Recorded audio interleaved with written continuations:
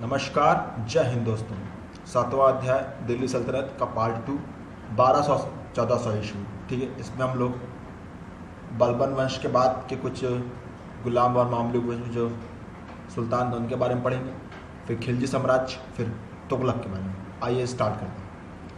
हम लोग बलबन की मृत्यु तक जान चुके थे, ठीक है ना। अब जैसे बात है कि बलबन की मृत्यु के बाद जो भी आपके अमीर थे दिल्ली में, वो चाहते थे कि गोगरा खान जो आपका उनका जो बेटा था, बंगाल में जो सूबेदार बना दिया था बलबन ने, उसको राजा बनाना चाहते थे। लेकिन उसने समझदारी की और उसने दिल्ली को न चुनकर उसने बंगाल में ही स्वतंत्र राज्य की स्थापना कर दी, ठीक है ना। और जैसे कि मंगोलों का आक्रमण हुआ था दिल्ली सल्तनत के समय, बलबन जब शासन करता था तो उसका बेटा शहज़ादा महमूद, जो उसको बहुत प्रिय था, मंगोलों के खिलाफ युद्ध करते हुए शहीद हो गया था, ठीक है ना। और इसकी वजह से उसके दोनों बेटों के सुल्तान नहीं बनाया जा सका, जिसकी वजह से दिल्ली की गद्दी के लिए राजनीति होनी शुरू हो गई और सभी अमीर अपने अपने गुट में बंटकर अपने अपने प्रिय सुल्तान बनाना चाहते थे। इसी का फ़ायदा उठाकर बलबन के पौत्र को शासक बनाया गया, ठीक है ना। और जिसके लिए गैर तुर्क जो थे, जो तुर्क बिरादरी से संपर्क नहीं रखते थे, संबंध नहीं रखते थे, उन लोगों में भी विद्रोह की भावना उठी। और उसी में से एक खिलजी वंश था, एक खिलजी ग्रुप था, वो भी गौरी के आक्रमण के समय ही दिल्ली पधारे थे, लेकिन उनको भी कभी सम्मान नहीं मिला था। तो उनको लगा कि ये अच्छा समय है अपने आप को प्रतिष्ठित पद पर पहुंचाने का। तो खिलजियों का यहाँ से उत्थान चालू होता है। इन्हें एक सैनिक के रूप में इन लोगों को यहाँ पे रिक्रूटमेंट किया गया था, ठीक है ना। और इनको मंगोलों के खिलाफ मुकाबला करने के लिए भी खिलजियों को भेजा गया था। और खिलजियों को अपना सम्मान प्राप्त करने की लालसा जाग उठी, ठीक है ना। और इन्हीं सब, और उनको जो है खाली सैनिक के रूप में उपयोग किया जाता था और उनको ऊंचा सम्मान नहीं दिया जाता था, जिसकी वजह से खिलजियों के जो खिलजी अमीरों का जो गुट था, उन्होंने 1290 ईस्वी में बलबन के जो उत्तराधिकारियों को पदच्युत करके अपने नेता जलालुद्दीन खिलजी को गद्दी पर बैठा दिया था।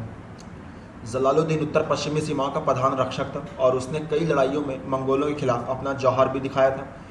अमीरों के गैर तुर्क गुटों ने खिलजी विद्रोहों का स्वागत किया।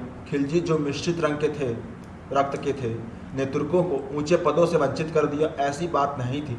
उन्होंने कभी भी तुर्कों को ह्यूमिलेट नहीं किया था, जो कि एक अच्छे राजनीतिक नेतृत्व का आधार है कि आप किसी को ह्यूमिलेट ना करिए, क्योंकि कभी भी वो आपके काम आ सकता है। और अगर किसी को आप ज़्यादा ह्यूमिलेट कर देंगे तो वह आपके विरोध गुट बनाकर आप ही के खिलाफ खड़ा हो सकता है। तो ये अच्छी राजनीतिक सोच होती है ह्यूमिलेट ना करने की, ठीक है ना।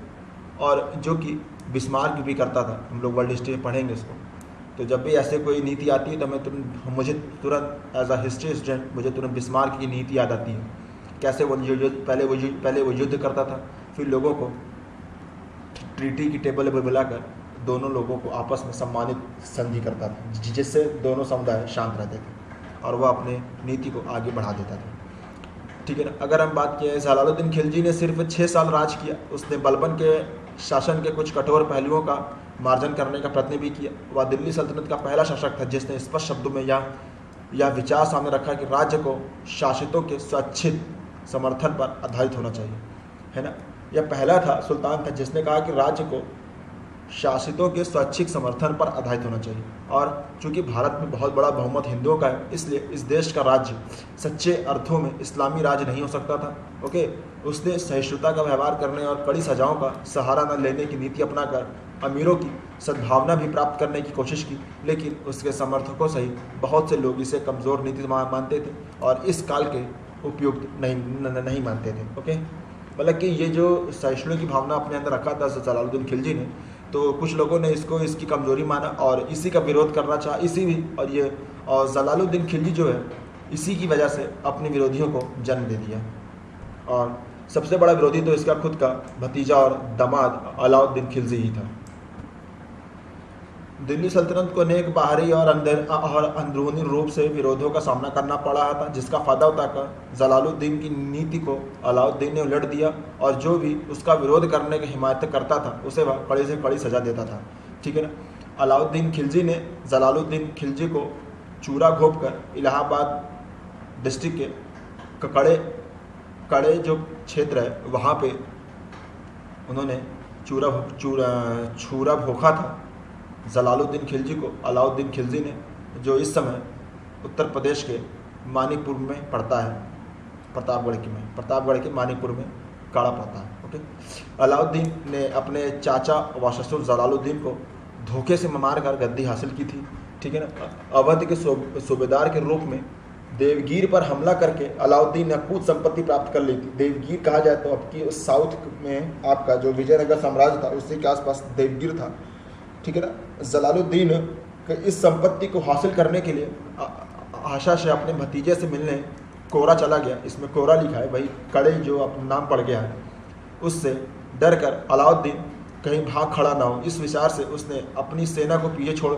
मुट्ठी भर समर्थकों के साथ गंगा पार की और अपने चाचा की हत्या करने के बाद अलाउद्दीन ने सोने की चमक से चकाचौंध करके अधिकांश अमीरों और सैनिकों का समर्थन प्राप्त कर लिया। उसने क्या किया कि अलाउद्दीन ने पहले अपने चाचा को मारा। चाचा को मारने के बाद जो उसके समर्थक अमीर लोग थे उनको चकाचौंध, उनको हीरे जवाहरात और उनको पैसा मुद्राएं देकर उनको अपने पक्ष में कर लिया और अपने आप को सुल्तान घोषित करवा लिया। और कहा जाता है कि अलाउद्दीन खिलजी के इस बहकावे में जो अमीर नहीं आए थे उनको उसने मौत की घाट उतार दिया, और जो लोग इसके पैसे के नाम पर बिक गए उनको भी इसने मार दिया या फिर उनको नौकरी से बाहर निकाल दिया, क्योंकि वह ऐसा कहता था जो चंद पैसे के लिए बिक सकते हैं तो वह मेरे लिए वह वफादार कैसे हो सकते हैं। मतलब कि जो पक्ष में आया उसको भी इसने मार दिया, जो पक्ष में नहीं आया उसको तो मार ही दिया। तो कुल मिला के अलाउद्दीन खिलजी ने जलालुद्दीन खिलजी की नीति से बिल्कुल इतर काम किया और अपने आप को सर्वशक्तिमान और अपने आप को ही सर्वसाधारण घोषित करने की कोशिश की। जलालुद्दीन खिलजी के समय जब मंगोलों का आक्रमण हुआ था तो जलालुद्दीन खिलजी ने मंगोलों को से आक्रमण होने में सुल्तान की विजय हुई थी जलालुद्दीन खिलजी की, और उसमें से कुछ 1000-2000 मंगोल इस्लाम धर्म कबूल करके दिल्ली में रहना शुरू कर दिए थे, और उन लोगों की वजह से दिल्ली में असमानता फैल चुकी थी, जिसका अलाउद्दीन खिलजी ने उन मंगोलों को भी हराकर उनको मौत के घाट उतार दिया था। अलाउद्दीन खिलजी ने अपने जो उसके अमीर थे वो लोग उससे वफादारी हमेशा रहे हैं, इसकी वजह से उसने अमीरों के खिलाफ कानून बना दिया। अगर ज़्यादा कोई अमीर अगर विश्वासघात करेगा तो सीधे उसे मौत के घाट या उसको बहुत बड़ी उससे रकम हासिल कर ली जाती थी, उसे आर्थिक दंड दिया जाने लगा, ठीक है ना। और भोजों और उत्सवों का आयोजन करना भी उसने निषिद्ध कर दिया था। यहाँ तक कि जो अमीर लोग थे वो लोग सुल्तान की अनुमति के बिना आपस में वैवाहिक संबंध भी नहीं कर सकते थे। उत्सवों और भोजों का आयोजन न किया जाए, इस प्रयोजन से उसने शराब और नशीली पदार्थों के उपयोग पर रोक लगा दी। उसने एक गुप्तचर प्रणाली भी स्थापित की जिसके सदस्य अमीरों की कही हर बात को, उनके द्वारा की गई हर कार्रवाई को सुल्तान तक अवगत कराते थे। यानी कुल मिला के जितने आपके सुल्तान के जो अमीर लोग थे, अमीर मतलब कि उसके सलाहकार टाइप के हो गए, कुछ लैंडलॉर्ड्स टाइप के हो गए, उन लोगों के खिलाफ इसने बहुत ही कठोर नीति अपनाई, क्योंकि यही लोग आगे चल के विद्रोह करके सुल्तान की हत्या करते हैं, क्योंकि ऐसा ही काम ये भी करके आया था, इस वजह से ये वाकिफ़ था, ठीक है ना। अलाउद्दीन के साथ उसका एक कृपा पात्र बहुत ही वफादार एक उसका मंत्री था जिसे मलिक काफूर कहा गया है, उसका नाम मलिक काफूर था, है ना। उसी मलिक काफूर की वजह से ही उसने साउथ की विजय की थी अलाउद्दीन खिलजी ने। तो मलिक काफूर क्वेश्चन में पूछा जाता है, तो मलिक काफूर अलाउद्दीन खिलजी के साथ समकालीन था, उसके साथ रहता था, उसका एक मंत्री था। तो अलाउद्दीन खिलजी और मलिक काफूर दोनों आपस में समकालीन थे, ये क्वेश्चन बनता है। और यही मलिक काफूर अलाउद्दीन खिलजी के नाबालिग बेटे को शासक बनाकर अपना वहाँ पर शासन करता था, और मलिक काफूर को वहीं के रक्षक उसी महल के उसने मौत के घाट उतार दिया था। फिर मलिक काफूर के मरने के बाद उसके नाबालिग बेटे की मृत्यु होने के बाद एक खुसरो नामक एक हिंदू जो बाद में मुसलमान बन गया था वह राजा बना, और खुसरो को निज़ामुद्दीन औलिया ने भेंट स्वीकार भी दी करने की उसे सम्मान दिया, यानी कि निज़ामुद्दीन औलिया ने उससे भेंट स्वीकार भी किया था। तो निज़ामुद्दीन औलिया ने खिलजी वंश के किस राजा से भेंट स्वीकार की थी, तो वह खुसरो था, ओके, जो हिंदू से मुसलमान बना था। ये क्वेश्चन आता है। लेकिन एक हिंदू मुसलमान बन के अगर शासक बने तो कुछ लोगों को रास नहीं आया, और उसमें से गियासुद्दीन तुगलक था।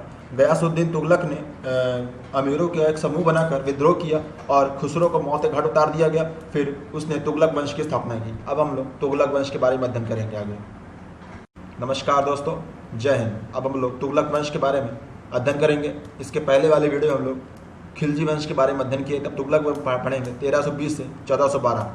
गियासुद्दीन तुगलक ने एक नए राजवंश की स्थापना की जो 1412 ईस्वी तक शासन करता रहा।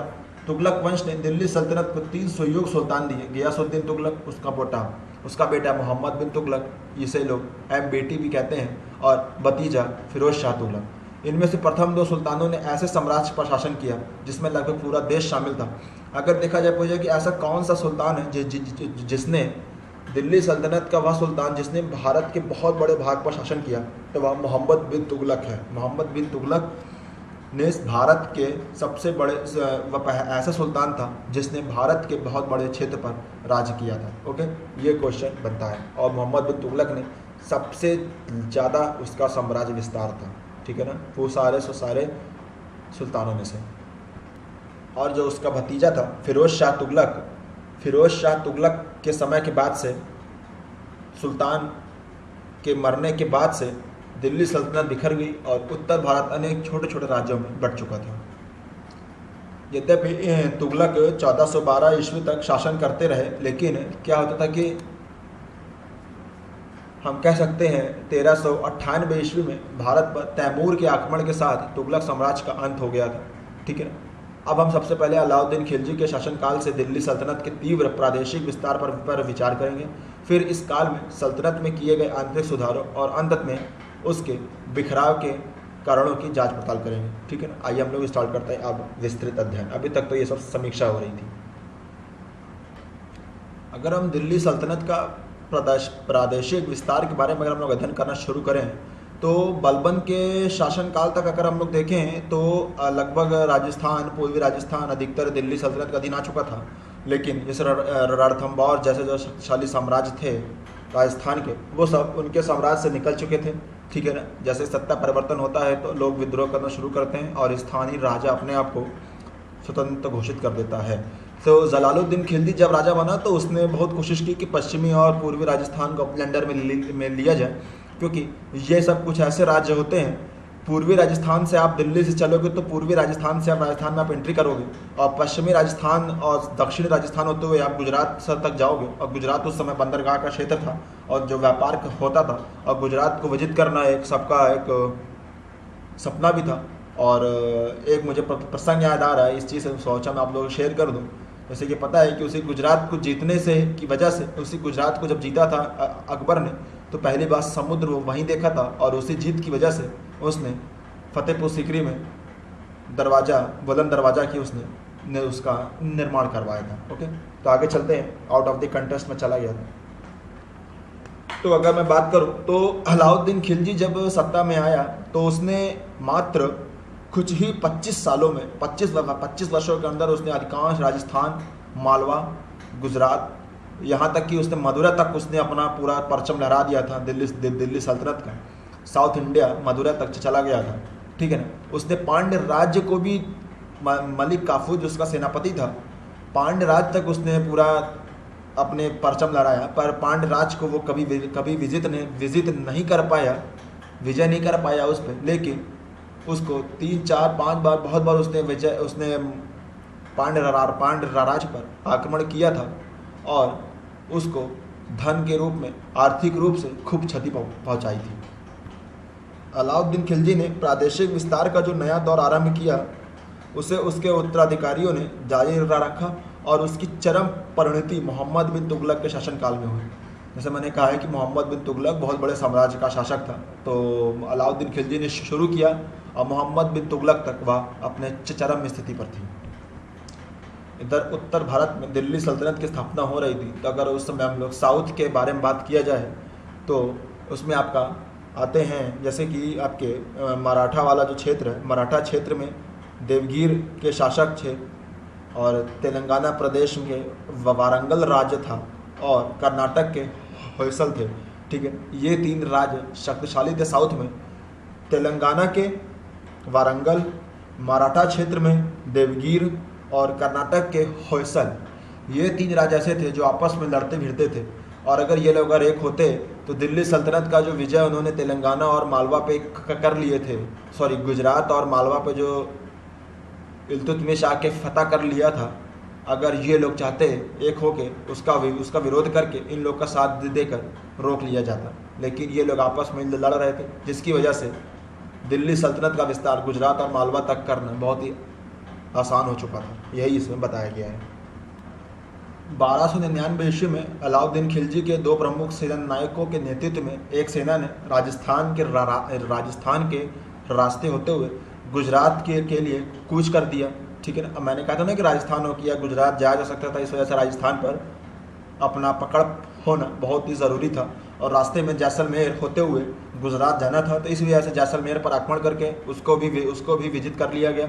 ठीक है ना। ये सब देखकर तब गुजरात का शासक था रायकरण, जिसका नाम था रायकरण हक्का बक्का हो गया और वह प्रतिरोध नहीं किया, और वह अपने गुजरात क्षेत्र को छोड़कर भाग खड़ा हुआ। और जब सुल्तान की सेना अलाउद्दीन खिलजी की सेना जब गुजरात पहुंची तो उसने वहाँ पे लूट खसोट की।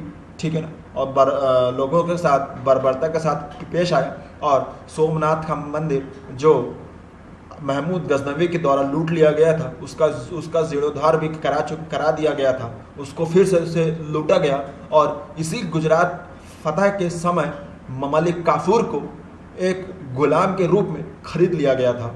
तो यही मलिक काफूर अपने वफादारी नेचर की वजह से अलाउद्दीन खिलजी की नज़र में बहुत ऊपर गया और उसने बहुत ही ऊंचा स्थान बना लिया। बाद में इसी मलिक काफूर ने सुल्तान के दक्षिण सैनिक अभियानों का नेतृत्व किया। ठीक है ना। देखिए गुजरात विजय से क्या क्या आता है। गुजरात विजय राजस्थान हो गई सेना, बीच में जैसलमेर प्रदेश को उसने विजिट किया। रायकरण गुजरात का तब राजा था। क्वेश्चन देखिए यहाँ से ऐसे निकलते हैं। फिर उस राजा ने भाग खड़ा हुआ तो उसको लूटा और खसोटा गया। फिर दूसरी बार फिर से इस दूसरी बार सोमनाथ मंदिर को लूटा गया। ठीक है ना। फिर इसी गुजरात फतह के समय मलिक काफूर को गुलाम बनाकर अलाउद्दीन खिलजी के सामने लाया गया, और वही मलिक काफूर सेनापति बनकर जब साउथ गया था तो दक्षिण सैनिक अभियान में उसने नेतृत्व करके पूरे मदुरै तक उसने अलाउद्दीन खिलजी यानी कि दिल्ली सल्तनत का झंडा परचम लहराया था। और वही जो रायकरण राजा जो भागा था वो जाके देवगीर के यादव वंश जो था, देवगीर में जो यादव साम्राज्य था, उन लोगों ने रायकरण को संरक्षण दे दिया था, जिसका विरोध दिल्ली सल्तनत ने किया। और अलाउद्दीन खिलजी के कहने के बावजूद भी देवगिरी के यादवों ने रायकरण को छोड़ा नहीं। इसी की वजह से दूसरा आक्रमण देवगीर में दिल्ली सल्तनत के द्वारा किया गया था मलिक काफूर के नेतृत्व में। अगर हम लोग अलाउद्दीन के राजस्थान विजय की बात करें तो जब गुजरात की विजय करके अलाउद्दीन जब राजस्थान से अपने शासन को दृढ़ बनाने की ओर ध्यान दिया, तो गुजरात विजय से जब वह राजस्थान आ रहा था, राजस्थान होते हुए अपने दिल्ली पहुंच रहा था, तो बीच में मंगोलों ने विद्रोह कर दिया और वहीं पे दिल्ली सल्तनत की सेना द्वारा मंगोलों को कत्लेआम किया गया। और दो मंगोल सैनिक रणथंबोर किले में जाकर छुप गए। और उस समय रणथंबोर का शासक हमीर देव था, और उसी हमीर देव ने जलालुद्दीन खिलजी को परास्त किया था रणथंबोर की विजय में। फिर जब अलाउद्दीन खिलजी ने उन 2 मंगोलों को हमीर देव से कहा कि आप उनको मार दीजिए या अपने साम्राज्य से निकाल दीजिए, तो हमीर देव ने उनको युद्ध का आह्वान दे दिया। और मंगोलों की रक्षा के लिए हमीर देव ने दिल्ली सल्तनत की सेना से पंगा लिया, और दिल्ली सल्तनत की सेना को पहली बार तो उसने परास्त कर दिया, लेकिन दोबारा जब अलाउद्दीन खिलजी खुद सेनापति बनकर सेना लेके आया तो वह हमीर देव को परास्त कर दिए। और इसी रणथंबोर विजय में के समय जब सेना जा रही थी अलाउद्दीन खिलजी की, तो अमीर खुसरो रणथंबोर गया था। अमीर खुसरो रणथंबोर गए थे अलाउद्दीन खिलजी के साथ। यहाँ पे अमीर खुसरो का वर्णन हुआ है। रणथंबोर विजय में अमीर खुसरो साथ में गए थे। ठीक है ना। और रणथंबोर की लड़ाई में पहली बार फारसी में जौहर का वर्णन होता है। जौहर का वर्णन फारसी में पहली बार रणथंबोर विजय में किया गया। स्त्रियां जौहर की, और जितने भी राजपूत पुरुष थे वह शहीद होने, मस्तक कटाने अपना बाहर आ गए, और उन्होंने बड़ी बहादुरी से लड़ा, और लेकिन अपने रणथंबोर राज्य को वह बचा नहीं पाए। एक लाइन में फैक्ट है, इसको पीछे करके रिपीट करके लिख लीजिए, समझ लीजिए। इसके बाद चित्तौड़ की विजय करता है। जो राजा रतन सिंह का जो कहानी है उसको हम लोग अगले वीडियो में पढ़ेंगे। कहते हैं कि जब अलाउद्दीन खिलजी गुजरात को फतह करने के लिए राजस्थान से होकर जा रहा था, तो रास्ते में चित्तौड़ के राजा रतन सिंह ने उस अलाउद्दीन खिलजी की सेना को अपनी चित्तौड़ राज्य से ना जाने की अनुमति दी और चित्तौड़ से ना होकर जैसलमेर से जाने के लिए कहा था, जिससे अलाउद्दीन खिलजी ने क्षुब्ध होकर उसने सोच लिया था कि जब मैं गुजरात से राजस्थान लौट के जब मैं लौटूंगा तो चित्तौड़ विजय मुझे करनी है। तो उसी की वजह से उसने चित्तौड़ को पर आक्रमण किया था। और दूसरा कारण ये है कि चित्तौड़ जब मालवा की विजय के लिए अगर जाना हो तो चित्तौड़ होकर जाना था, इसी वजह से चित्तौड़ पर अपना अधिकार होना बहुत ही ज़रूरी था। इस वजह से ये दो कारण महत्वपूर्ण हैं जो चित्तौड़ के ऊपर आक्रमण करने के लिए अलाउद्दीन खिलजी को बाध्य किया। और एक दंत कथा भी प्रचलित है कि अलाउद्दीन खिलजी की नज़र चित्तौड़ के राजा रतन सिंह की पत्नी पद्मामणि के ऊपर पड़ी थी, जिसको हासिल करने के लिए उसने चित्तौड़ पर आक्रमण किया था। लेकिन ये आधुनिक इतिहासकारों ने इसको पूरी खंडन कर दिया है, ये खाली एक दंत कथा के रूप में मानी गई है, ठीक है ना। और यह रचना हिंदू कवि मलिक मोहम्मद जायसी द्वारा लिखी गई थी, जो 1400 के ईस्वी में लिखी गई थी और ये घटना आपकी 1301 के आसपास की है। इसलिए मलिक मोहम्मद जायसी के इस वर्णन को इतिहासकार सत्य नहीं मानते हैं। और चित्तौड़ की विजय के समय यहाँ की स्त्रियों ने जौहर किया और राजपूत निकल कर आए और उन्होंने चित्तौड़ को बचाने की कोशिश की, पर चित्तौड़ नहीं बच पाया और राजा रतन सिंह को कैद कर लिया गया और चित्तौड़ को खिज्र खां और चित्तौड़ को नाबालिग बेटे अलाउद्दीन खिलजी के नाबालिग बेटे खिज्र खां के हवाले कर दिया गया और किले में एक मुस्लिम रक्षक दल तैनात कर दिया गया था। कुछ समय बाद किले की जिम्मेदारी रतन सिंह के एक परिजन को सौंप दी गई थी और चित्तौड़ को अपना एक दोस्त टाइप का राज्य बना लिया गया था दिल्ली सल्तनत के द्वारा। इतिहास को एज अ कहानी ही पढ़ना चाहिए। अगर हम इसको एज अ सब्जेक्ट अगर पढ़ेंगे तो जिन लोगों का इतिहास में इंटरेस्ट नहीं होता है तो वो लोग इसीलिए वो लोग इससे जल्दी से फेडअप हो जाते हैं और इतिहास छोड़ देते हैं। इतिहास को एक कहानी की तरह समझिए, एक स्टोरी है, उस वजह से बड़ा इंटरेस्टिंग होती है हमेशा हिस्ट्री को, और ख़ास तौर से पॉलिटिकल हिस्ट्री जिसमें समझाने के लिए ज़्यादा कुछ नहीं होता है, लेकिन अगर आप उसे एज अ कहानी समझेंगे, रोचक तथ्य के समझेंगे तो बहुत ही आनंद होता है, ठीक है ना। इसी वजह से मैं इसको साधारण भाषा में, अच्छी भाषा में, काम आज चाल भोल आज के समय की जो भाषा है उसके आधार पर मैं आपको बता रहा हूँ एज अ कहानी। इस वजह से जो एग्ज़ाम के पॉइंट ऑफ व्यू से जो फैक्ट है वो तो क्लियर हो ही रहे हैं, वो तो मैं बता ही रहा हूँ, ठीक है ना। तो इस प्रकार से इसमें हम लोग का इंटरेस्ट बना रहेगा। और खास तौर से मेडिवल हिस्ट्री तो बहुत ही लंबी है और बहुत ही लेबोरियस वाली चीज़ है, इसमें बहुत ही मेहनत करनी पड़ती है। अधिकतर इस समय तक पूरा आपका राजस्थान के जो भी आपके क्षेत्र थे उसके भाग में जो राजा राज करते थे उन लोगों ने अलाउद्दीन खिलजी की सामने नतमस्तक हो लिए और वहाँ पे मुस्लिम रक्षक सेनाएं तैनात करने की अनुमति दे दी गई, ठीक है ना। लेकिन अलाउद्दीन खिलजी ने कभी राजस्थान के ऊपर अपना वर्चस्व नहीं कायम किया, वहाँ के स्थानीय राजाओं को राज्य करने के लिए अनुमति दे दी गई थी और हमेशा मैत्रीपूर्ण संधि के ऊपर उन्हें बाध्य कर दिया गया था, ठीक है ना। और जिसकी वजह से राजस्थान को उसने कब्जे में एक प्रकार से कर ही लिया था। सहायक संधि लॉर्ड वेलेस्ली की आप उससे कंपेयर कर सकते हैं। अगर हम लोग अलाउद्दीन खिलजी के दक्कन और दक्षिण भारत के विजय में बारे में बात करें तो 1306 से 1307 ईस्वी में अलाउद्दीन खिलजी ने 2 सैनिक आक्रमण की योजना बनाई थी। पहला आक्रमण रायकरण के खिलाफ था, ठीक है ना, जो गुजरात से निष्कासित कर दिए जाने के बाद मालवा की सीमा पर बगलाना पर अधिकार जमाए बैठा था। रायकरण बहादुरी से लड़ा लेकिन प्रतिरोध ज़्यादा दिनों तक नहीं कर पाया। और दूसरे आक्रमण का लक्ष्य जो था वह ये महत्वपूर्ण है, दूसरे आक्रमण का लक्ष्य देवगिरी के यादव वंश के राजा राय रामचंद्र के खिलाफ था। राय रामचंद्र जिससे का रायकरण के साथ संधि संबंध भी था, ठीक है ना। तो राय रामचंद्र से पहले युद्ध हुआ था और उसने दिल्ली को वार्षिक कर देने पर राजी हो गया था, लेकिन वह नहीं दे पा रहा था, जिसके खिलाफ दिल्ली सल्तनत ने चढ़ाई की और अब की बार मलिक काफूर को सेनापति बनाकर अलाउद्दीन खिलजी ने राय रामचंद्र के ऊपर आक्रमण करने के लिए भेजा और राय रामचंद्र को परास्त करके उसे दिल्ली ले लाया गया। और यहाँ पर अलाउद्दीन खिलजी ने राय रामचंद्र को जो है राय रायन की उपाधि दी। ठीक है ना, ये चीज़ जो मैंने बताई है बहुत ही महत्वपूर्ण है, ये पीसीएस के क्वेश्चन में पूछे गए हैं।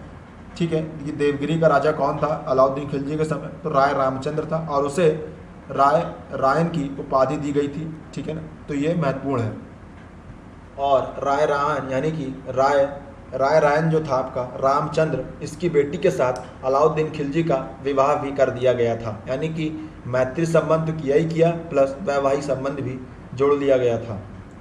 1309 ईस्वी से 1311 ईस्वी के बीच मलिक काफूर ने दक्षिण भारत पर 2 बार आक्रमण किया था। पहला आक्रमण इसका तेलंगाना क्षेत्र में वारंगल पर किया गया और दूसरा लक्ष्य इसका द्वार समुद्र, जिसे आधुनिक कर्नाटक है उसे पहले द्वार समुद्र कहा जाता था, माबर और मदुरै यानी कि तमिलनाडु में थे। ठीक है ना, तो उसने जो है 2 बार आक्रमण किया था। पहला आक्रमण उसने तेलंगाना क्षेत्र के वारंगल पर किया था। ठीक है ना, और दूसरा उसने द्वार समुद्र यानी कि आधुनिक कर्नाटक, माबर और मदुरै यानी कि तमिलनाडु के क्षेत्र पर उसने आक्रमण किया था। ठीक है ना, इसकी जो दक्कन विजय है ये बहुत ही महत्वपूर्ण है, इसमें से एक एक लाइन से क्वेश्चन इसमें से जनरेट होते हैं। इसी वजह से और सब आप याद करिए ना करिए, लेकिन अलाउद्दीन खिलजी के दक्कन और दक्षिण भारत की विजय के बारे में एकदम घोट के पी जाइए। इसमें से क्वेश्चन एक ना एक बार ज़रूर आते हैं पीसीएस पेपर्स में। ठीक है, आपके साल भर के पेपर अगर आप दे रहे हैं तो अगर हिस्ट्री के क्वेश्चन आपके आ रहे हैं तो इस दक्कन का दक्षिण भारत की वजह से एक ना एक क्वेश्चन आपको हमेशा दिखेंगे। इसका कारण ये है कि इस जो ये दक्कन विजय है इसके बारे में बहुत ही लिखा गया है उस समय समकालीन इतिहासकारों के दौरान।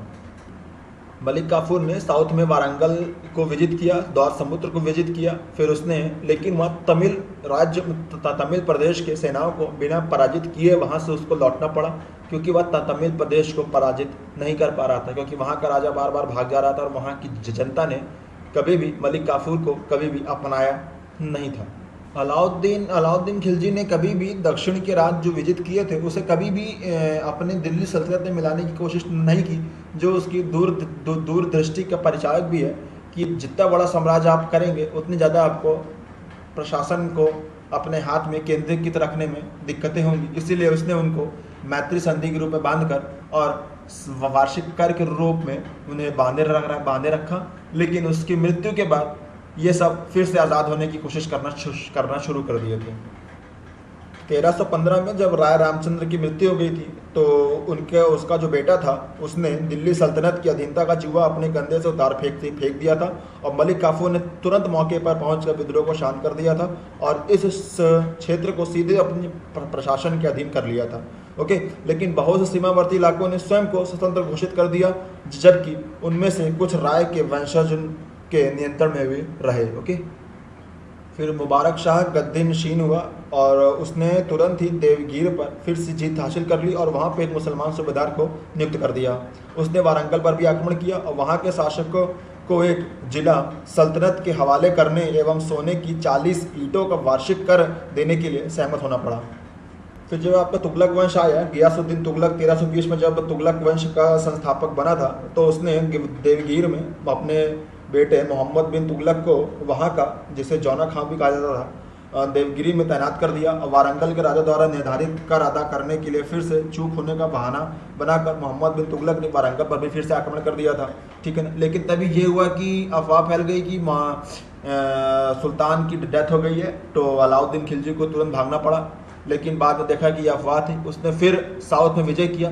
अब की बार वह उड़ीसा होते हुए आया था और उसने उड़ीसा को भी विजिट किया था और अगले साल उसने तुरंत बंगाल को भी विजिट कर लिया था और जो बलबन की मृत्यु के बाद स्वतंत्र चल रहा था। ठीक है ना, देखिए बलबन का पुत्र जो था बोगरा खां, वह बलबन की मृत्यु के बाद बंगाल को आज़ाद किया था। जो मोहम्मद बिन तुगलक जब देवगिरी का संरक्षक था, यानी कि गियासुद्दीन तुगलक के समय जाके बंगाल फिर दिल्ली सल्तनत के अंडर में आया। तो ये बंगाल की ताकत थी उस समय की। अभी तक बंगाल हिस्ट्री में नहीं था, अब देखिए मेन हिस्ट्री में बंगाल आया है। तो ये बंगाल की आप हैसियत उस समय की समझ सकते हैं और आज भी। और इस प्रकार दिल्ली सल्तनत का विस्तार आपका मदुरा तक हो चुका था और एक है हिंदू राष्ट्र था उस समय साउथ में आपका काम्पिल्य, और उसी काम्पिल्य का जब विजिट करने गया था मोहम्मद बिन तुगलक, तो वहीं से उसने अरियल और बुक्का को प्राप्त किया था। हम लोग आगे उसका डिस्कस करेंगे आगे के भी। नमस्कार दोस्तों, जय हिंद। अलाउद्दीन की बाजार नियंत्रण तथा कृषि संबंधी नीति के बारे में आज हम लोग अध्ययन करेंगे।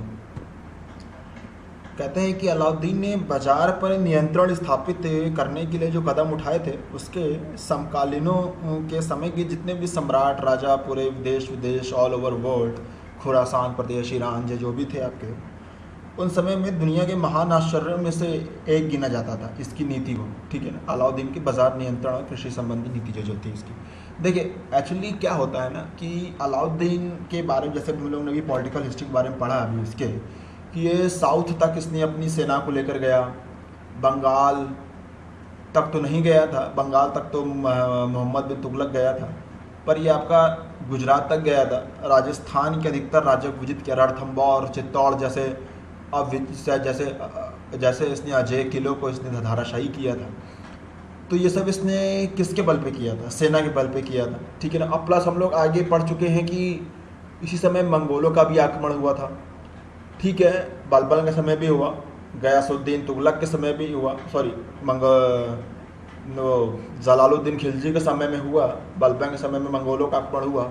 लेकिन वो एक जगह से वो लोग आ रहे थे, हम लोग ये पंजाब तक गए, भटिंडा तक, वहाँ पे हम लोगों ने पहले से दुर्ग बनाया था, उनको रोका, तो वो तो काबिल तारीफ था। पर अलाउद्दीन के समय मंगोलों का आक्रमण एक कदम ऊपर हो गया था, क्योंकि क्या था कि जलालुद्दीन खिलजी के समय जब मंगोलों का आक्रमण हुआ था, तो उसमें से कुछ मंगोल इस्लाम धर्म का पालन करके 1000-2000 की जनसंख्या में दिल्ली में आकर बस गए।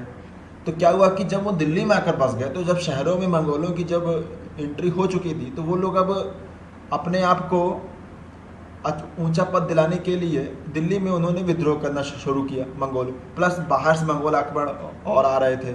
ठीक है ना। और जब ये गुजरात विजय करने गया था, तो मंगोल भी उसकी सेना में थे और मंगोलों ने लूटे हुए खजानों के बंटवारे के लिए विद्रोह कर दिया था। और उसमें से मंगोल लोग अगल बगल के जो रणथंभौर हो गया, ठीक है, चित्तौड़, इन सब किलों की वो लोग सहायता प्राप्त करने के लिए मंगोलों ने बहुत ही प्रयास किया। तो आंतरिक विद्रोह भी था, बाह्य विद्रोह भी हो रहा था इसके समय मंगोलों के द्वारा, और सेना के बल पर इसने पूरा मथुरा तक, उसने पूरा दक्षिण भारत तक विजय, उसने पूरी पताका लहराई थी। तो सेना को मजबूत करना था और इतनी बड़ी उसको सेना भी रखनी थी, और मंगोलों के खिलाफ अगर उसे लड़ना था, तो अपने पास घोड़ों की अच्छी खासी नस्ल उसके पास होनी चाहिए थी। और घोड़े हम लोग आयात कहाँ करते थे? मिडिल ईस्ट से। ठीक है ना। तो आप लोग जोड़ पा रहे हैं कि नहीं? इसके लिए उसको घोड़े भी उसको याद करने चाहिए थे। और इन सब को वो कंक्लूजन अगर निकाले हैं सारे, जो मैंने अभी आपको जिस्ट मैंने अभी कारण मैंने गिनाए हैं, उसके लिए इसको ज़रूरत था कि पैसे कहाँ से आए। सेनाओं को अगर ये तनख्वाह नहीं देगा, तो सेना विद्रोह करेगी, सेना अपना कार्य अच्छे से नहीं करेगी। अगर आप सेना को खुश रखेंगे, तो वो आपका हमेशा आपके लिए वफादार होगी। उनको अच्छे घोड़े मुहैया नहीं कराओगे, अच्छे घोड़े तभी मुहैया कराओगे जब आपके पास पैसा होगा। अच्छे घोड़े आप आप आयात करें मिडिल ईस्ट से, मध्य एशिया से। ठीक है ना। तो और अपने आप को एक खुरासान और और ईरान के जो इस्लामी राज्य थे, उन लोगों से अगर बेहतर बनाना है, तो सेनाओं को तगड़ा और अपने दुर्गों को मजबूत करने के लिए उसको अच्छी खासी बाजार नियंत्रण और कृषि संबंधी नीति बनाना उसके लिए कंपल्शन हो चुका था। ठीक है ना। मजबूरी थी उसकी कि अपने जैसा उसका नेचर था, उसी के हिसाब से उसने अपनी नीति बनाई थी। तो अब मैंने बता दिया है कि उसने ऐसा काम क्यों किया था। तो अब आइए हम लोग उसके बाजार नियंत्रण के बारे में समझते हैं। अब आप ही सोचिए, अगर आपको ऐसे ऐसे कार्य करना है, सेना को करना है, तो आप क्या करेंगे? पहली बात तो आप सेनाओं को तनख्वाह देंगे, तो उसके लिए आपको पैसे चाहिए। पैसे कहाँ से चाहिए आपको? ठीक है ना। बाजार से आएंगे, व्यापारी लोगों से आएंगे। तो हम लोग व्यापारियों को सुरक्षा मुहैया कराएंगे, करप्शन को रोकेंगे। ओके ना। और अपने देश की जनता को सस्ता सामान उपलब्ध करवाएंगे, ताकि उनके अंदर संतोष बना रहे मेरे लिए, और वो लोग विद्रोह ना करें। तो ये सब चीज़ें हम लोगों को छोटी छोटी बातों पर ध्यान देंगे, तब हम लोग एक ऐसा समाज स्थापित करेंगे जिसमें सेना का बोलबाला हो और बाहरी आक्रमणकारी मंगोल हो गए, आंतरिक विद्रोह हो गए, उनको दबाने के लिए हम लोगों को सिर्फ एक चीज़ पे ही फोकस करना पड़ेगा कि उनका विद्रोह दबाना है। नहीं तो अगर ऐसा चीज़ हम लोग ना करते तो अलग अलग जगह पे अलग अलग विद्रोह चालू होते और पूरे देश में विद्रोह फैल जाता, क्योंकि अलाउद्दीन खिलजी ने साउथ तक पूरा विजय कर चुका था, गुजरात तक गया था, तो उसके समय विद्रोह होने के चांसेस बढ़ जाते थे, लेकिन नहीं हुआ। उसका एक ही कारण था, अलाउद्दीन की बाजार नियंत्रण और कृषि संबंधी जो उसकी नीति थी वो पूरे देश में जिस प्रकार से उसने लागू करवाया था वो बहुत ही काबिल तारीफ है। इसीलिए उसके इस बाजार पर नियंत्रण स्थापित करने की जो उसके ये कदम थे उसको दुनिया के महान आश्चर्यों में से एक गिना जाता था उस समय। ठीक है ना। अब आइए हम लोग उसकी नीति के बारे में थोड़ा सा अध्ययन करते हैं एग्जाम के पॉइंट ऑफ व्यू से। कहते हैं कि अलाउद्दीन खिलजी ने खाद्यान्नों, शक्कर, रसोई तेल से लेकर सुई तक तथा आयात किए गए कीमती वस्त्रों से लेकर घोड़े, मवेशी, गुलाम, लड़के लड़की सभी तक की कीमतें उसने तय कर दी कि इससे ज़्यादा आपकी कीमत नहीं जानी चाहिए। ठीक है, ये कर दी। ठीक है ना। इस प्रयोजन को उसने दिल्ली में इसके लिए उसने दिल्ली में 3 बाजार उसने स्थापित किए। ये सब पॉइंट ऑफ या आप याद किए, पेन डाउन करिए, लिखिए। ठीक है ना। एक खाद्यान्न के लिए उसने, दूसरा कीमती वस्त्रों के लिए, और तीसरा घोड़े और गुलामों और मवेशियों के लिए। घोड़े, गुलाम, मवेशी, घोड़े और गुलाम जो थे वो एक बाज़ार में उनकी बिक्री होती थी, दूसरे बाज़ार में खाद्यान्न यानी कि रसद सामग्री, और तीसरे में आपका वस्त्र हो गया, यानी कि वस्त्र भी हो गया, खाना भी हो गया, और घोड़े, गुलाम और मवेशी, इन तीनों बाज़ारों में वो अपनी बाज़ार को बांटे हुए था। ठीक है ना। अब प्रत्येक बाज़ार एक उच्च अधिकारी की नियंत्रण में होता था। उस बाज़ार के जो अधिकारी था उसको शाहना कहा जाता था, शाहना, और वह उस शाहना के पास व्यापारियों की एक पंजिका रखती था जिसमें वो दुकानदारों और कीमतों पर कड़ी निगाह रखता था। ठीक है ना। इतना आप क्लियर हुआ। अब मैं आगे चलता हूँ। और उसने खाद्यान्नों की नियमित और सस्ती आपूर्ति सुनिश्चित करने के लिए उसने घोषणा की कि दोआब क्षेत्र अर्थात यमुना के निकट मेरठ से लेकर इलाहाबाद के निकट कड़ा की सीमा तक प्रदेश में भू राजस्व की अदायगी सीधे राज्य को दी जाएगी। देखिए, भू राजस्व जो था सीधे राज्य को दी जाएगी। बीच से उसने जितने बिचौलिया थे, जमींदारों को उसने ख़त्म कर दिया था। तो कितनी अच्छी नीति थी। तो अपने आप सस्ता हो जाता, पूरा कीमत हर चीज़ की सस्ती हो जाती है जब आप बिचौलियों को समाप्त कर देते हैं। यही चीज़ हम लोग आधुनिक इकोनॉमी में भी करना चाहते हैं, और इसने पहले ही किया था अलाउद्दीन ने। इसका मतलब ये था कि इन प्रदेशों का कोई भी गांव किसी को एकता में नहीं दिया जा सकता था। एकता मतलब हुआ था कि आप अपने किसी प्रशासनिक अधिकारी को एक गांव दे दिए और उसके आप प्रशासनिक अधिकारी आप कर दे रहा है, और आपके और गांव के बीच, राजा और गांव के बीच में वो जो प्रशासनिक अधिकारी है वो एक बिचौलिया का काम कर रहा है। तो उस प्रथा को कहते थे एकता प्रथा। इसको इसने समाप्त कर दिया था। इसीलिए तो कहते हैं कि अलाउद्दीन खिलजी के समय जितने भी ये अमीर और ये लोग थे, ये इन लोगों के घर खाने के लाले पड़ चुके थे, ऐसा लिखते हैं अमीर खुसरो। और अलाउद्दीन खिलजी ने राजस्व को बढ़ा दिया था और उसको 50% कर दिया था। ओके। और राज्य जो है भंडार भी इकट्ठा करता था कि कभी अगर अकाल पड़े तो राज्य अपने भंडार गृह से अनाज मुहैया करा सके। तो इसने राज्य के स्तर पर भी इसने भंडार गृह का भी इसने आयोजन करवाया और उसको स्टोर कराता रहता था। बर्नी बताता है कि जब अकाल पड़ता था तब भी अलाउद्दीन के नियम के अनुसार कोई भी बाजार की कीमत को ना सस्ता ना बढ़ा। जो कीमत है वो कीमत है, भले अकाल पड़ा है आपको उसी कीमत पे बेचना है चाहे जो हो जाए। अलाउद्दीन ने घोड़ों की भी कीमत तय कर दी थी। ठीक है ना। गुजरात विजय के बाद से अच्छे घोड़ों का निर्यात होना शुरू हो चुका था, आयात हो रहा था। इसके नीति के द्वारा बाजार में, अलाउद्दीन की नीति के द्वारा जो वस्त्र वाला जो बाजार था वह पूरे विश्व में भारत उभर कर सामने आया। पूरे विश्व में भारत वस्त्र उद्योग में नंबर 1 हो चुका था इस समय। और इन सब की वजह से भू राजस्व में वृद्धि हुई और सेना जितनी भी सेना थे उनको वो नगद पेंशन और नगद भुगतान करता था उनके तनख्वाह का। और यह पहला सुल्तान बना जिसने सेनाओं को नगद तनख्वाह देना शुरू किया।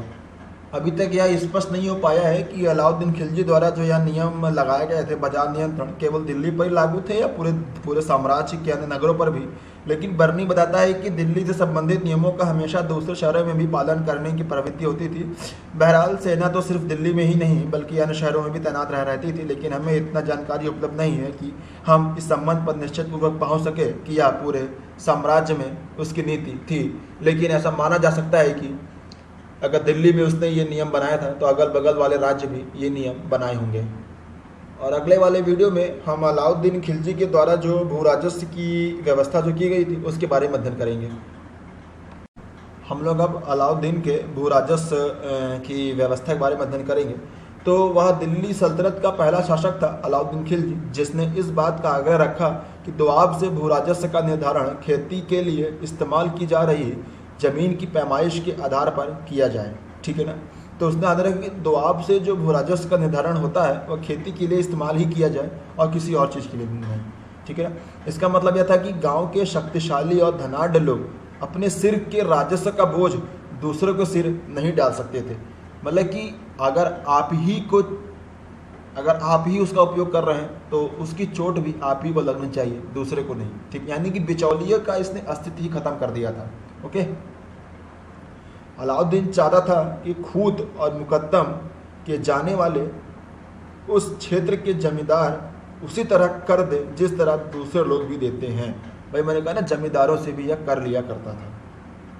ठीक है ना। और इस प्रकार उन्हें दूसरों की तरह दुधारू गाय भैंसों और घरों पर कर देना था, और वे जो तरह तरह के गैर कानूनी महसूल वसूल करते थे उन्हें छोड़ना होता था। बरनी की लाक्षणिक भाषा में कहें तो खूत और मुकद्दम जीन जरपोश से सजे घोड़ों पर अब वे नहीं चढ़ सकते थे और ना ही पान की गिलोरियां चबा सकते थे। वे इतने गरीब हो गए थे कि उनकी पत्नियों को मुसलमानों के घर जाकर काम करना पड़ता था। ठीक है ना। एक्चुअली बरनी जो था, बरनी ये एक कट्टर मुस्लिम समर्थक था। तो वह इसमें जो है ये भी जिक्र करता है कि अधिकतर जो इसकी बाजार नियंत्रण प्रणाली थी ये हिंदुओं के खिलाफ थी, और यह हिंदुओं के ऊपर हिंदुओं के खिलाफ ही उसने ये नियंत्रण किया था बाजार, क्योंकि अधिकतर व्यापारी आपके हिंदू थे।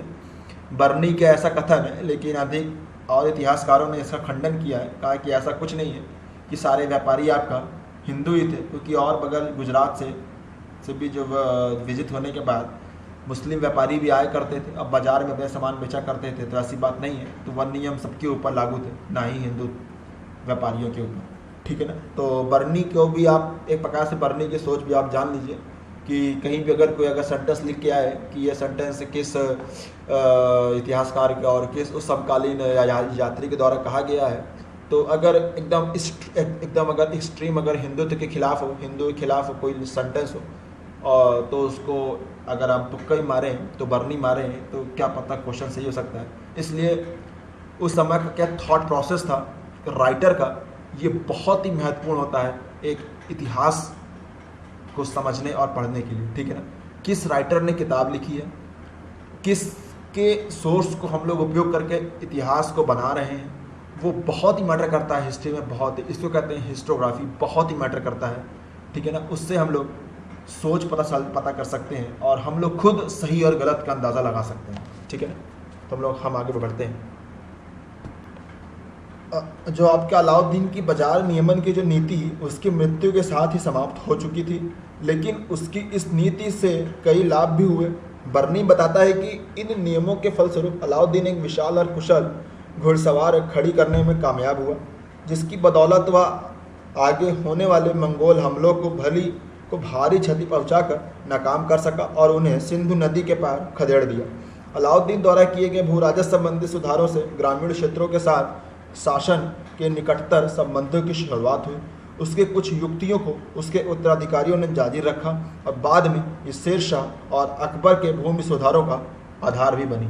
ठीक है। शेर शाह और अकबर जैसे भी कुछ महान अभी शासक आने बाकी हैं अपने मेडवल हिस्ट्री में, तो उन लोगों ने जो ये सुधार किए थे अपने समय के, उन सब के आधार को अलाउद्दीन खिलजी के इस बाजार नियंत्रण प्रणाली से जोड़ा जाता है। ठीक है। इसी वजह से पूरे इतिहास में अगर सबसे बड़ा सोशल रिफॉर्म अगर देखा जाए मेडवल हिस्ट्री में, तो अलाउद्दीन का बाजार और का नियंत्रण ये सब महत्वपूर्ण था, भू राजस्व नियंत्रण महत्वपूर्ण था, क्योंकि अधिकतर अब जिसके पहले कोई भी ऐसे, इसके पहले इल्तुतमिश ने भी बहुत ही कार्य किए थे, पर जिस स्तर पर जाकर अलाउद्दीन खिलजी ने किया था उसका कोई भी शक नहीं। आने वाले अकबर की जो नीति थी वह इसी का आधार अवश्य कही जा सकती है। जब हम लोग अकबर की नीति पढ़ेंगे तो मैं कंपेयर करके आपको बताऊंगा कि किस प्रकार यह अलाउद्दीन की बाजार नियंत्रण प्रणाली से संबंध रखती है। ओके, अब हम लोग आगे पढ़ेंगे मोहम्मद बिन तुगलक के जो प्रयोग थे, जिसको कुछ इतिहासकार पागल सुल्तान भी कहते हैं, तो उसके बारे में हम लोग अध्ययन करेंगे।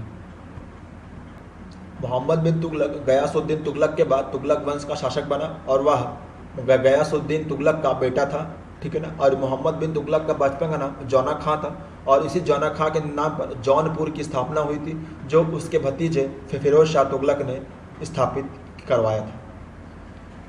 मोहम्मद बिन तुगलक एक साहसी सुल्तान था मेरी नज़र में, और उसने कई ऐसे प्रयोग किए जो आने वाले किसी भी सुल्तान ने कभी नहीं किए और ना ही किए थे, क्योंकि उसने ऐसे ऐसे प्रदेश को जीतने की कोशिश की जिसको कभी कोई जीतने की कोशिश भी नहीं कर पा रहा था भारतीय सुल्तान, सोचा भी नहीं था। खुरासान वाला प्रदेश जिसको उसने विजिट भी कर लिया था, लेकिन उसमें सेना को बहुत ही क्षति हुई थी। हम लोग उसके बारे में हम लोग डिस्कस करेंगे।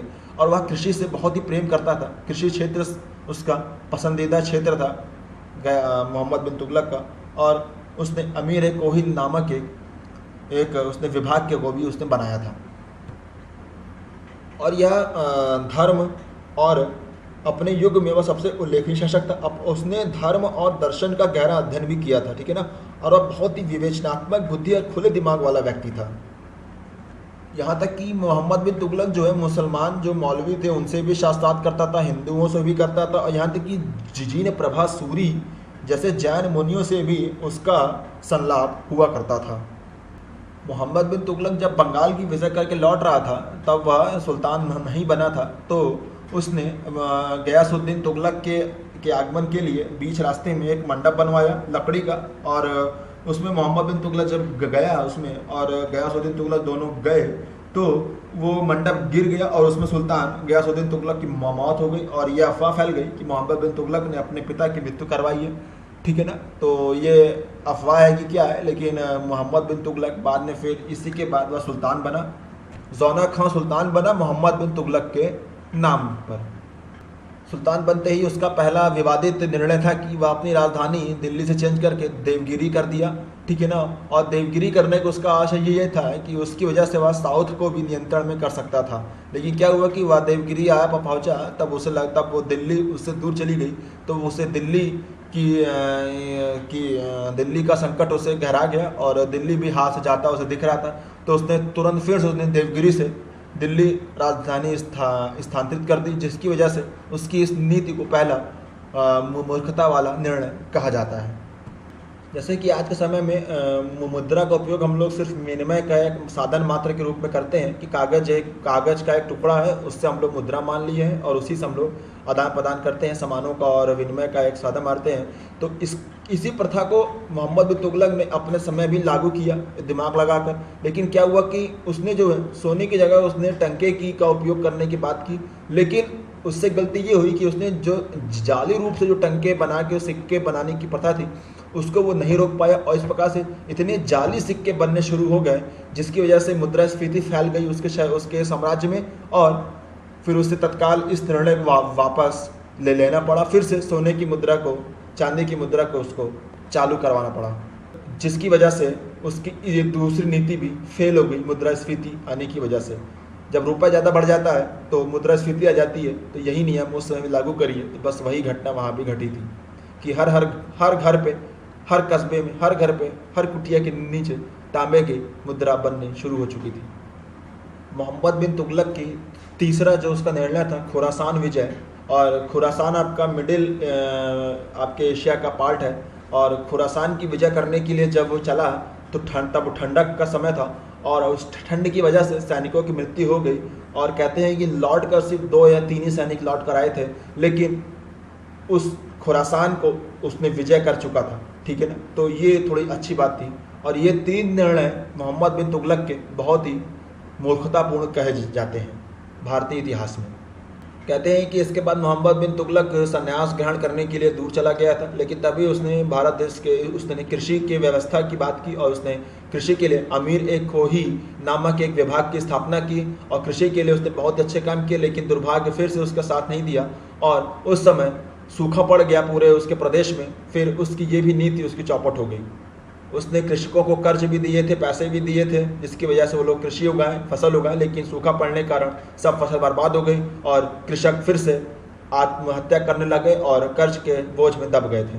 इसकी इन्हीं सब नीति की वजह से इसको मूर्ख कहा जाता है, लेकिन मोहम्मद बिन तुगलक के कार्य प्रशंसनीय भी थे।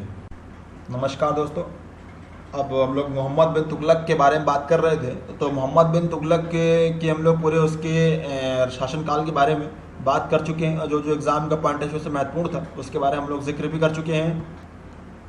मोहम्मद बिन तुगलक की मृत्यु के बाद उसका भतीजा फिरोज शाह तुगलक शासक बना और उसने जो है और उसी के बाद से कहते हैं कि उसी के जो निर्णय जो उसने लिए थे फिरोज शाह तुगलक ने, और उसी से दिल्ली सल्तनत का पतन शुरू हो चुका था, उसी निर्णयों की वजह से।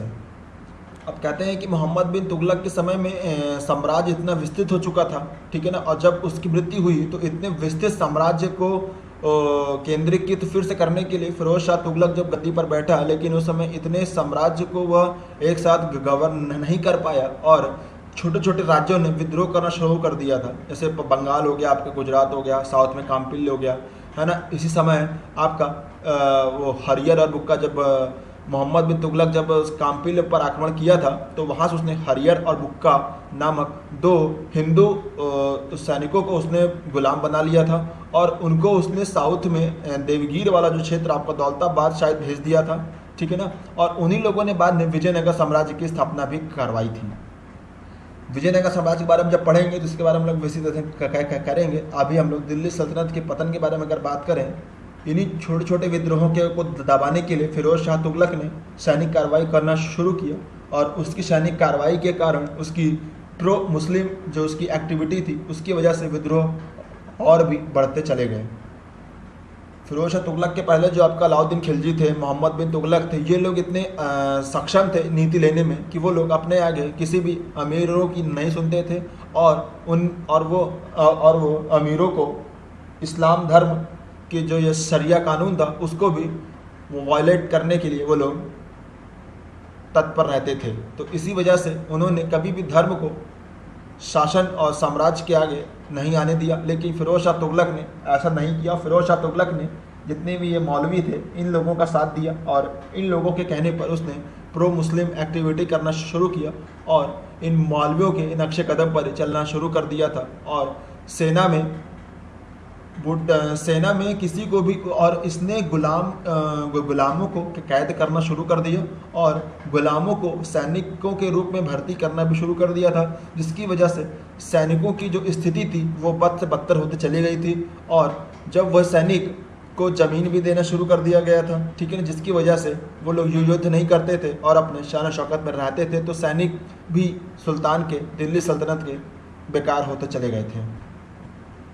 वंशानुगत का जो सिद्धांत था फिरोज शाह तुगलक ने सेना पर भी लागू कर दिया था। बूढ़े सिपाहियों को शांति से जीने और लड़ाई के लिए अपने बदले अपने बेटे और दामाद और बेटा या दामाद न होने पर अपने गुलाम को भेजने की सुविधा भी इसने दे दी थी, जिसकी वजह से आप जान सकते हैं कि उस समय और सिपाहियों को नगद वेतन नहीं दिया जाता था, जिसके बजाय अलग अलग गाँवों के भू राजस्व उनके नाम कर दिए जाते थे। जो मैंने अभी आपको बताया वही किताब में भी लिखा हुआ है। मैंने उसको व्यवहारिक शब्दों में बताया और किताबी ज्ञान ने बताया, तो जिस्ट आपका मैंने तैयार कर दिया है। तो यही सब फिरोज शाह तुगलक की कुछ नीति थी जिसके लिए दिल्ली सल्तनत का पतन चालू हो चुका था।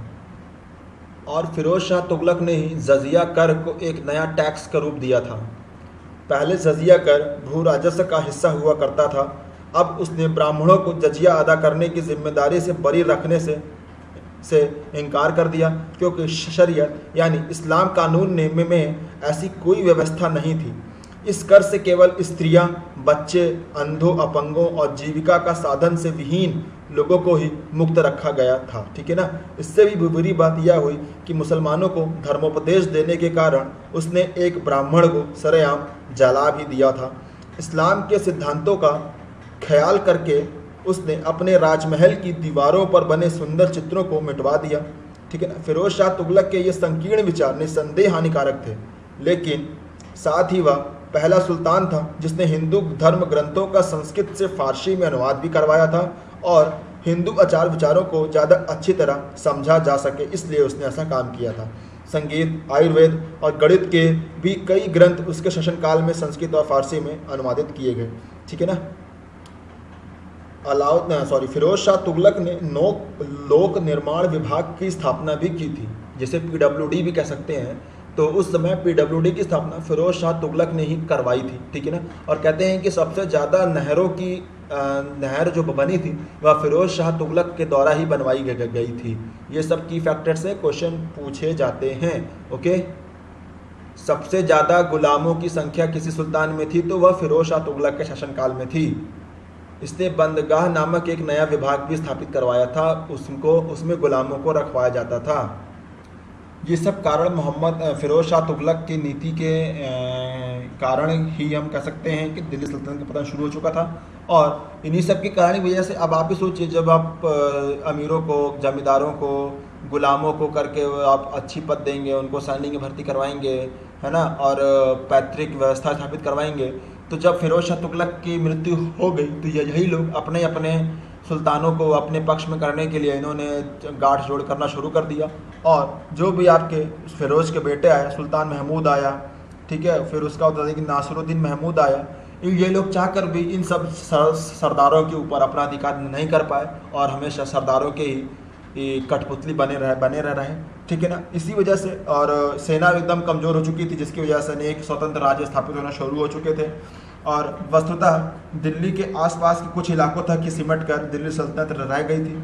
जैसा कि एक वाकपट व्यक्ति ने कहा है, शाह जहां यानी कि दुनिया के बादशाह, शाह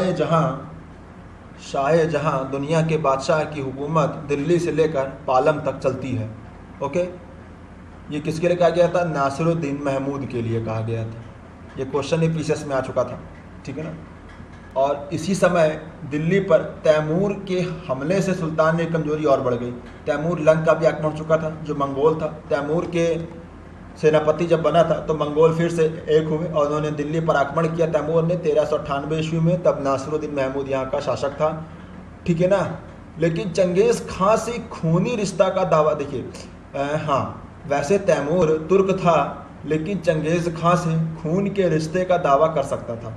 उसने अपनी विजय का दौर 1370 ईस्वी में आरंभ किया था और धीरे धीरे सीरिया से लेकर ट्रांसआक्सीनिया और दक्षिणी रूस से लेकर सिंधु नदी तक के प्रदेशों पर अपनी सत्ता स्थापित कर ली थी। उसने भारत पर लूटपाट के इरादे से हमला किया था और इस हमले का प्रयोजन पिछले 200 वर्षों के दौरान दिल्ली के सुल्तानों द्वारा एकत्र की गई विशाल संपत्ति को हथियाना था। ओके। यानी कि वो वाकिफ था कि दिल्ली में इस समय क्या चल रहा है, तो ये अच्छा मौका है आक्रमण करने के लिए। तो इस समय तैमूर लंग ने आक्रमण किया 1398 ईस्वी में। यह सन पूछा जाता है, सन याद कर लीजिएगा। तैमूर लंग 1398। वह तुर्क था लेकिन चंगेज़ खां से खूनी रिश्ता बताकर वह एक अपने आप को मंगोल नेता बताता है। इसी प्रकार तैमूर के हमले को दिल्ली के सुल्तानों के सशक्त शासन के दौर की समाप्ति का सूचक माना जा सकता है। यद्यपि खुद तुगलक राजवंश जैसे तैसे 1412 ईस्वी तक ही कायम रह सका। दिल्ली सल्तनत के विघटन के लिए हम किसी एक सुल्तान को जिम्मेदार नहीं मान सकते हैं। ठीक है ना। हम देख चुके हैं कि मध्यकाल में राज्य के लिए कुछ समस्या तो हमेशा बनी ही रहती थी, जैसे सुल्तान और अमीरों के बीच संबंधों की समस्या, स्थानीय शासकों और जमींदारों के साथ संघर्ष, क्षेत्रीय और भौगोलिक कारणों से उत्पन्न समस्या, आदि कारण की वजह से भी ये पतन हुए थे। खाली एक सुल्तान की गलत वजह से नहीं हुए थे। ठीक है ना। अलग अलग सुल्तानों ने अपने अपने अलग अलग तरीकों से समस्याओं का समाधान भी किया था और सामना भी किया था। ठीक है ना। और इसी वजह से हम देख सकते हैं कि 1200 से लेकर ईस्वी से आप 1400 ईस्वी तक के काल में भारतीय जीवन में, अर्थात उसके शासन तंत्र, लोगों के जीवन और उनकी अवस्था तथा कला स्थापत्य की स्थिति में अनेक नई विशेषताओं का समावेश हुआ और इन पर हम अगले अध्याय में विचार करेंगे, ऐसा किताब में लिखा है। ठीक है ना। अब हम लोग अपने 7वें अध्याय को ख़त्म करते हैं। ठीक है ना। अब हम लोग अपने 8वां अध्याय पढ़ेंगे, जो है आपका चैप्टर का नाम है आपका दिल्ली सल्तनत के अधीन शासन और आर्थिक तथा सामाजिक जीवन। ओके। दिल्ली सल्तनत के अधीन शासन और आर्थिक तथा सामाजिक जीवन। अब ये सब क्वेश्चन महत्वपूर्ण है। अभी तक हम लोग पॉलिटिकल हिस्ट्री पढ़ रहे थे, तो पॉलिटिकल हिस्ट्री थोड़ी सी फेडअप करती है लोगों को, हम मान सकते हैं, उसको रटना पड़ता है। रटने के अलावा राजनीतिक इतिहास के लिए और कोई चारण नहीं है। हम जितना उसमें छोटा करके जितना उसमें से मैंने मलाई निकालने की कोशिश की, मैंने निकाल के आपको बताई। पूरी किताब मैंने पढ़ाने की कोशिश नहीं की आपको, वो ज़्यादा ही, कोई किताब इंसान खुद भी पढ़ सकता है। लेकिन जो शासन और आर्थिक और सामाजिक जीवन जो होता है, वो सब वन लाइनर क्वेश्चन बन के आते हैं, या स्टेटमेंट बन के क्वेश्चन इसी सब में से निकलते हैं, जो ट्रिकी भी होते हैं। इसका कॉन्सेप्ट क्लियर होना चाहिए, बहुत ज़रूरी है। तो हम लोग अब मिलेंगे 8वें अध्याय को लेकर। Thank you very much for discussion. This अश्वद है, शाइनिंग ऑफ।